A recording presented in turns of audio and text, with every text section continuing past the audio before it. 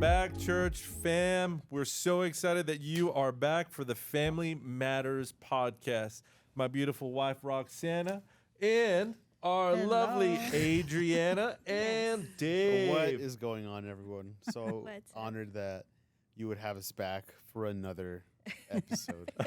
Woohoo! We're so excited you guys are back. You made it to episode 2. This is definitely not the same day. No, not at all. Wearing the same clothes. I just have limited items that I can wear. I think that applies to all of us. We Yeah, just, what are the chances that we'd wear the same thing 2 recordings in a row? Wow, it's a God moment. It's a God thing. it's amazing. You know, I think that our fans actually did a ton of likes, Yeah, ton of subscribes, and clicked on that bell to be notified for all the Family Matters podcasts. So we're Yes. back. So glad that you joined us today. One of the things that we wanted to follow up on from the first episode was what we're actually affectionately calling this one the TSA episode. We're going to get into some business about baggage, open it Baggage. up, and then we're going to go from there. So last time we were together, about a week ago at the first episode, wearing the Yes. same clothes, we were talking about baggage. And so wanted to kind of go into that. And why do you think that we have, as Christian, as believers in Christ, we have a tendency to forget about the baggage and just kind of put it to the side and not let not only God, but our spouses and loved ones kind of come in and help us with that? What do you think? You want me- I'll go first. There's a lot to unpack. Yeah, there's a lot to unpack. No pun intended. I know. No pun intended. You know, I think we need some like sound effects for this Yeah, podcast. Yes. You know what? I think so. Like you said, a lot of, especially in church, a lot of people, myself included, I've done this. I'll tell on myself. We tend to hide things that we are ashamed of. Right? Everybody does it. So I feel like it's almost counterintuitive to want to put your business out there, and not that you should, right? Obviously, we're not saying, like, hear my heart. We're not saying go and blast it all over Facebook or Instagram. And although some people do that, probably shouldn't. What I mean is, Not the extremes. yeah, not the extremes, right? Obviously, talk to people that you trust, confide in one another. But I think the main source of that is there's a degree or this sense of shame where, you don't want to say anything, especially in a relationship, right? Like if I'm trying to do everything I can for this woman to say yes to me and to pick me, why would I then reveal to her the worst parts about me, right? Like I don't want her to run away from me. So again, it goes back to shame, in my opinion. I don't know what Yeah. you think. Where Well, I think if you like even go back further, is like you don't want to have that baggage for you. Like Mm. you want to be the best version of yourself, and I think that starts with self-awareness, right? Like, hey, I'm really dealing with this. Like this has happened to me. Like admitting your experiences and where you're at, and maybe even just certain behaviors and things like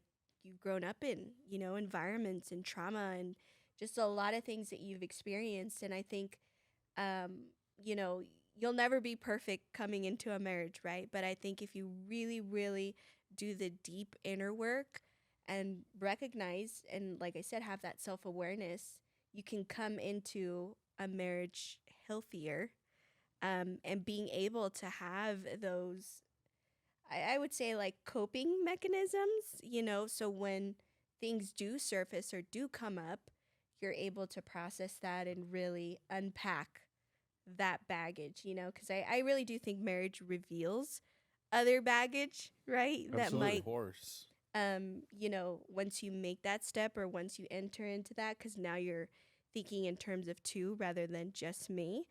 But I think it's also having like identifying that, like, hey, I'm going to do the work. I'm going to want to be better for me. So that way when someone incredible comes along, you're able to say, hey, like I've been working on this, and I did recognize that Sure. from the start. I think that's somewhat our story in a sense. Oh yeah, absolutely. Where we had our own baggage, our own issues, our own things to work through, and um, the word that you use slips my mind, cope with and process, right? Mhm. And she said it best, right? Marriage is the big revealer, right? Like when you're dating, obviously you're not living with each other, and you do spend a lot of time with one another, and that does give you great insight into your partner. But it's Right.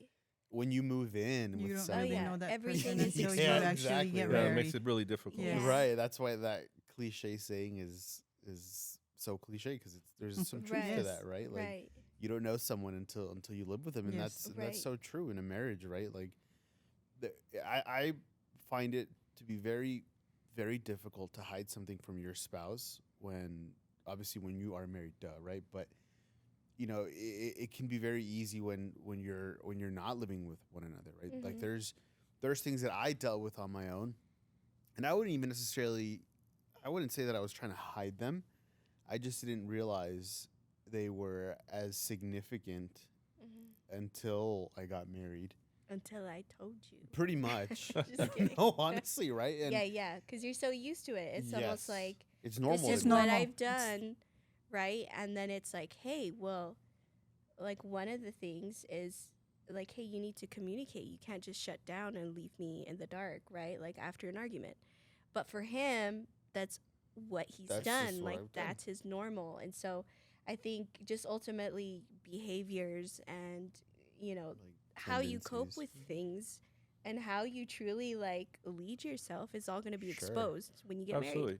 One of the things that we found is, like much like you guys, I would do certain things because I was single and brought them into the marriage, not realizing that some of those patterns married. Right. would be offensive to her or, detrimental to her walk in faith per se. Mm-hmm. Just it would. Now I understand it as a stumbling block, Right. but she didn't understand how I would react necessarily, so she kept it in. And so and I continue to do the same things because she never addressed it with me. But once she actually we had a better relationship moving into our marriage, then she would really come in and say, hey, that bothered me. Like, well, I didn't know. Right. And so part of it is nobody wants to be confronted with the truth. Yep. Mm-hmm. But if you get confronted with it and you actually want to change, it's called repentance. Yes. Right. I was like, I'm sorry. Right. I understand that offended you, or I understand that was bothering you. right. I'm glad I know now. So Right. moving forward, I can make these changes. Yep. I think that Yes. early on in our relationship, in our marriage, I struggled with communication. And so he would do these things, not knowing, that they were bothering me. And I would get so upset. Mhm. But he didn't know, that they would bother me right. because I would never say anything. Mm. So it's like I would get upset, and then I would get upset because he was just like nothing. Right. And it's like, but because I wouldn't communicate with him, it's like he didn't know, he had to change those things. Right. So I feel communication, is key. right. Absolutely. I think the game changer in that as well is if you know that that's hurting your spouse, regardless of what you think, if that's okay or not, Yes. you're hurting your spouse. So you're going to change it because Yes, you love them. definitely. Right. You should Mhm. want And to. yes. And Yes. so I think that was a lot of dying to self because Mm. I could easily justify why I said what I said. But at the end of the day, if it hurt him, hey, I love you enough where I'm going to change my tone the next time, So I feel like that's such an important part of that to move forward and to truly know how to like communicate. Because there was several times where you would get hurt or I would get Just hurt, kidding. but I think ultimately it's like, hey, we're not seeing who's right about this. It's coming down to you hurt my feelings, Right. right? And I love you enough to change, and this is how we can address it going forward if this were to occur Right. again, because it is. I think again, you and I, we do a lot of marriage counselings, right? And I think one of the big things in that is that couples they always argue to try and prove a point, but one thing I Right. always try and show, or at least just shine a little bit of light on, is that I've, at least me personally, and I don't know how you guys feel, but I've never been part of an argument that even if I won it, at Yeah, the you end felt of good it, yeah, about that it. I'm Yeah, like, oh, no, Yeah. definitely. right, especially with my spouse. Yeah. Like, hypothetically speaking, if we were in an argument and I proved her wrong, okay, well, then what did I really accomplish at that point? Right. Yeah, you just made her small. Exactly. Yeah. And then she's probably even more upset now that or her, I should say, because I made her feel small. Right. And yeah, I proved my point, but I'm probably still upset about the issue. So really, at the end of the day, right, what was accomplished out of that argument? So to your point, right there, it's the right or wrong thing. It's irrelevant, right? In my opinion, right. And then when it comes to the baggage that we bring into a relationship or to a marriage, I feel like the common thing that we're all saying there is that you actually have to talk about it, communicate it, Right. right? Kind of have to open up Yes. that baggage Exactly. and Right. really have to deal with it. Yeah. Yeah, And I and- think there's extreme, and I don't even want to say extreme, but cases where, like for me, for instance, we could communicate all day long, but what I needed was a therapist. And I needed to process and heal on my own because of the environment that I grew up in and because of the trauma that I experienced. And a lot of my behaviors and even my responses were becoming triggered because of what I dealt with in the past. So it was recognizing that, but also like, hey, you know what? I love us enough to get help for myself, Right. and then be able to communicate that to him to work on this, right?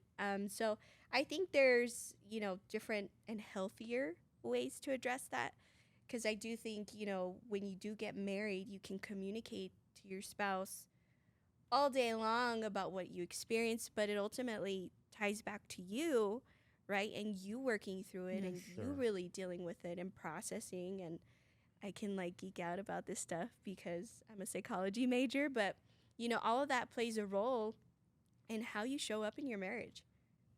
So yeah, it's I been agree. it's One- been a journey. One of the things that I've found, especially in counseling, is that when couples fight, they truly are not, they're really not fighting about something right then and No. there. Usually what it is an underlying condition, and this is just a symptom of Right. Yes. a long period of Right. It's like time the of sum of all these things. yeah, that have absolutely. happened. Yes. And so one of the things that I tell couples in counseling is that what they are dealing with is unresolved conflict. Mm. So That's the key word. over the course of months, years, etc., they have this one fight, Right. never address it. Then next thing you know, they kind of forget about it. Things blow Right. over. Then you have another fight. Things blow over, Yep. and another, and another, and another, and you keep this pattern for months or years. Yes. Then you have this one fight that somebody is sipping their tea or whatever, and then Right. And it's they gonna blow up. yeah, explode. it's the Yeah. That's the straw that broke the camel's back. yeah, Yep. that broke the camel's back. And you're like, well, why is this Right. going on? Yes. Right. And so the first fight, this one fight that they're having, is really a series of unresolved conflicts. Yes. Yes. And the first 2 minutes of the fight is the actual issue. Mm-hmm. From that point forward, they're having the conversation and they're talking louder and louder, trying to defend the position, like you said. Right. And the other person just simply doesn't hear anything Yeah. because all they're hearing is, I need to defend myself. Right. right. And so everything you said for the last 20 minutes at a high volume or at a high rate of speed, Right. then you're simply just, I'm going to defend my position. Right. Yes. And you resolve absolutely nothing. Yeah. I agree. 100%. I feel like conflict is it's almost like a 3-letter word, right? Like it's just I don't like it. Like, and I'm talking to myself here because I am as non-confrontational as they get. Like Adri knows, like I avoid Just- it yeah, you at shut all down. costs, right? Yeah. And so for me, it's something that I've had to work on personally. On But you've come a long way. thank you, and I've I've had to, right, and for the sake of Yeah, our marriage, yeah, and yeah. even outside of that, but in our roles as pastors of this church, right, we can't shy away from conflict, right, and Mhm. I with all my heart believe that conflict when handled the right way can actually be a good thing. Mhm. But the key word is when it's Yes. handled Absolutely. the right way, The right way. right? Yes. And I feel I believe this that conflict can in any relationship, especially in a marriage, Mhm. and even in a workplace relationship, right? With staff, team, volunteers, whatever, it can create trust with individuals. It can create um, chemistry within the individuals, and it creates even just a Like vulnerability. yes, right. Absolutely. Like Yeah. you're able. It also helps with the communication aspect of it because Right. you actually have to start talking Identify. about it, right? Yeah. And some of the best conversations or even points of conflict are when we have a disagreement, Mhm. but we're able to actually work through it without Right. it being an argument, Right. right? Right. That brings Yeah. us closer together, right? It brings us closer, and it creates more trust between us, knowing You that see eye to eye. yeah, because I feel like, and I'm sure you've seen this a lot, where couples or individuals are often so scared of bringing up something because they don't Mhm. want to hurt their spouse. Right. Or the reaction that the other person is going to give them. exactly right, and they're just like like I don't want to do it, Right. and then it's eating them up on the inside. They're like Right. so pissed off about it, Right. but your your spouse has no clue. That was Yeah. totally me. Yeah. Man, That was I'm- totally me. how do I you- didn't want to get him upset, so that's why I Yeah. wouldn't say anything. But it was eating me up, right, Yeah. not him. He was like nothing. It's Yeah. like nothing was happening. right. But it was me. So the question I have, and probably our viewers are asking the same question: what does healthy conflict look like, and how do we ultimately resolve it? Yeah. So go ahead. I think we all have our own. Go ahead. Yeah, our own ways, but I think there's a way to argue well, right? Fighting fair. Fighting fair. Yeah, Fighting that's No, what I would absolutely. say. Absolutely. Because I really think in communication, it's like obviously you guys have two different points of view, but hey, where can we meet in the middle? But there's also boundaries where I'm not going to be disrespectful. Right. There is no name calling. We're not going to bring up divorce, Exactly. like drawing the lines prior to Right. having those conversations and really pulling back, like you were saying, pulling back the symptoms now, but getting to the root cause. Okay, where did this begin, right? And usually it's like me because I was thinking about something and then it kind of like spiraled and then I was in a bad mood and then, Right. I took it out on him and then we started fighting about something else, right? But like really pulling back and having that honest, open conversation when things are cooled down, where we both know each other, because I feel like him and I, we're just so different, where if we didn't communicate, I would get more upset and he would come down, where he would shut down, and we never really learned how to meet in the middle. So that was frustrating to you. Right. It's like Yes. the perfect storm, right? Where Yes, because I'm trying to diffuse by not talking, but by not Yes. saying anything, I was just like, like why are well, you he not doesn't saying anything? care, And I'm like, and in my mind, I'm building this story, and I'm becoming more and more upset. So then, when we try and come together, it's like I'm ready to just, Snap. like shred you apart. Like I know, I can use my words.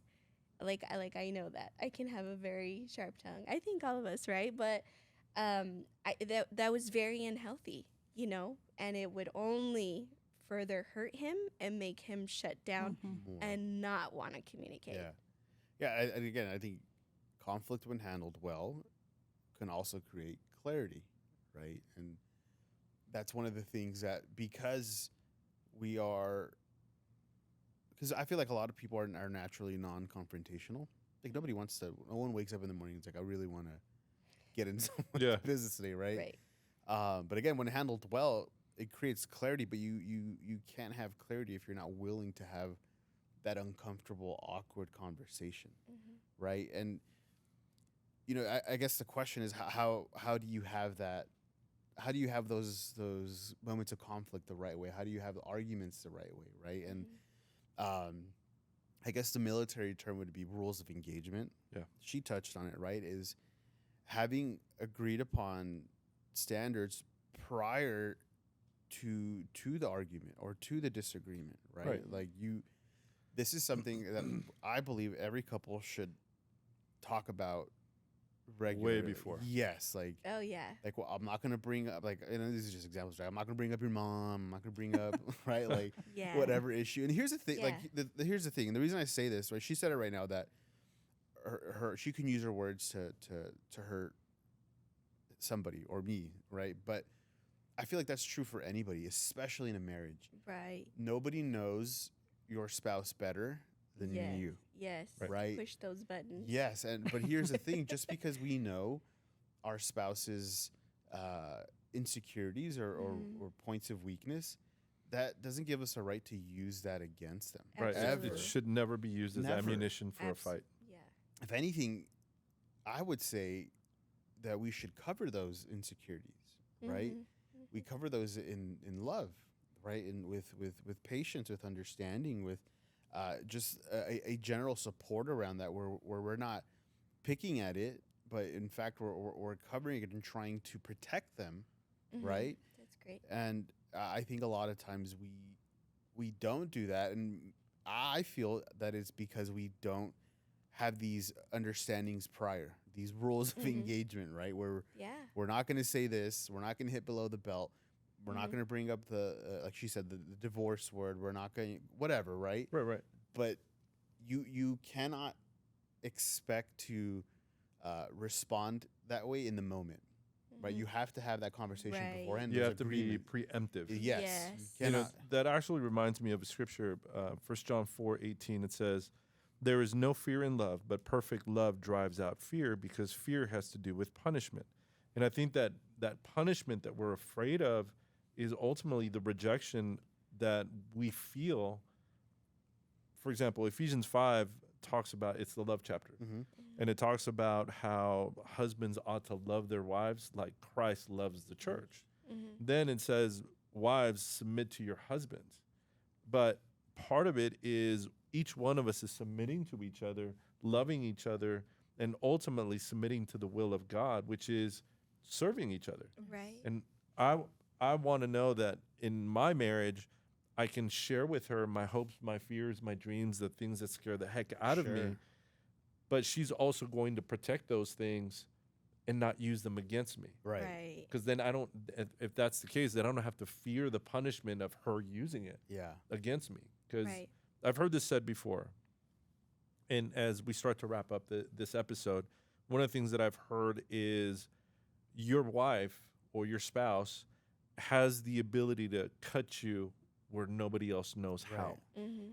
And that's obviously one of the most hurtful things that we have seen, both you and I in counselings, that people say they love each other, but they will do the most heinous of things to the Hurt. person that they Right. love the most. Right. So I forgot who said. I think it was Jabin Chavez, but he says that your wife or your spouse does not have the ability to heal your soul, but they definitely have the ability to cut your soul, to hurt you, right? And again, we have to be so careful with our words, how we approach things, with our Right. tone, right? And Right. as far as the baggage that we have or the Right. hurt that we have, again, that's not our spouse's responsibility to fix us. That's on me. That's on Right. us. Right. We have to do the work and we have to want to change, right? However, in a supporting role as a spouse, we can't then be talking down to them or exposing those areas or poking at those areas, because again, we may not be able to heal our spouse's soul, but we can definitely hurt it, right? Right. But we So- can also, the same would apply to if you go the opposite way, right? We have the ability to build up Sure. and to Absolutely. pour Encourage. in and to make better, you know? So, You know what they say? Sticks and stones may break my bones, but words will never hurt me. That couldn't be further from Yeah. the truth. Absolutely. You know, Bible says that there's life and death in the power of the Yeah. tongue. So choose life. Choose life. yes. So as we close this episode, want you to make sure that you hit the like button. Make sure you subscribe to the channel, the Family Matters Podcast, and make sure you click on the little bell, the ding, ding, ding bell. That way you get notifications on any new episodes. So excited. Thank you guys for being course. here Thank you guys. for for having episode us. 2. We will have you back for sure. In a different clothes, I promise. Different clothes, yes. Okay, absolutely. Roxana, love you. Thank you very Love you. much. Special thanks to our production team right over there, Aaron Martinez, and the rest of the crew. Thank you so much, guys. We'll see you next time on the Family Matters Podcast. Bye.